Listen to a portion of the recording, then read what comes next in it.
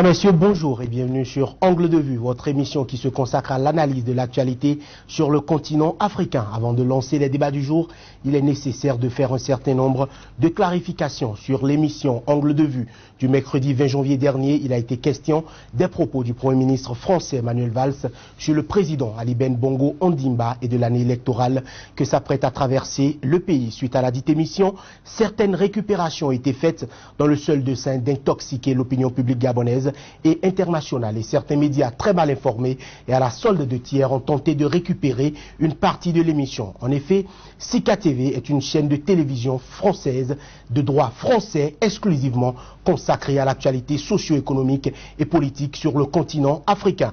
Nous sommes donc une chaîne d'information libre, transparente et neutre et nous ne saurions prendre parti pour un bord politique dans aucun pays. La direction générale de la chaîne regrette l'utilisation malheureuse qui a été faite des analyses de nos invités et condamne l'usage biaisé qui en est fait. Elle profite de l'occasion pour présenter ses excuses publiques aux autorités gabonaises, notamment le président de la République, Ali Ben Bongo Ondimba, et à son directeur de cabinet, Maxent Akombesi. D'autre part, la direction générale de Sika TV ne saurait être tenue responsable des propos et analyses de ses invités sur ces plateaux. Néanmoins, les journalistes animateurs de la chaîne font preuve de professionnalisme nécessaire et requis pour éviter tout dérapage pouvant nuire à l'intégrité ou à la renommée des personnalités citées lors de nos débats.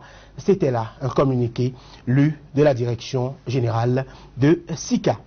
Je reçois sur ce plateau Moïse Soudé. Moïse Soudé, bonjour. Bonjour, cher confrère. Vous avez un mot à placer par rapport. Oui, je voudrais dire par rapport à l'émission du 20 janvier dernier, notre intention n'était pas de porter atteinte à la personnalité du directeur de cabinet du président gabonais, loin s'en faut.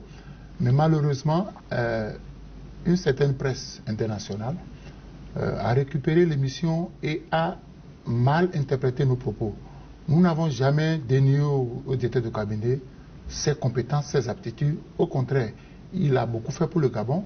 Mais aujourd'hui, nous voudrions demander carrément à l'opposition gabonaise que le débat ne se fait pas à partir d'une émission de télévision, mais que le débat politique qui les oppose au président actuel, c'est un débat de projet de société. Au lieu de récupérer une émission qui a fait une analyse sur la situation au Gabon, nous aurions souhaité que cette opposition-là prépare un projet de société qu'il va opposer à celui du président gabonais.